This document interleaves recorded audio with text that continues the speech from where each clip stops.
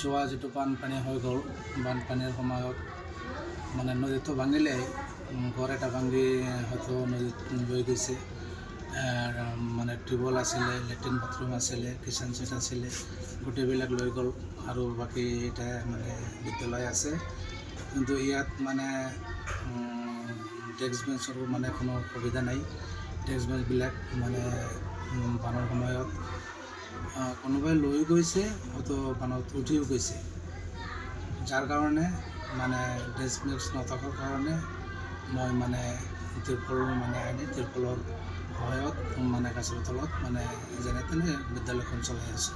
এনেতে মই মানে আমাৰ CRCC যিজন আছে আৰু আমাৰ বিলাৰপাৰাৰ যিজন BO মহোদয়ক মই মানে অনুৰোধ জনাওঁ যে তেওঁলোকে কিবা কৰি হ'লেও মানে আমাক কিবা আৰ্থিক সাহায্য দি কণ ল'ৰা ছোৱালীক পাঠদানৰ কাৰণে ডেস্ক বেঞ্চ যাতে আমি বনাব পাৰোঁ, তাৰ কাৰণে বিভাগীয় কৰ্তৃপক্ষক মই অনুৰোধ জনালোঁ।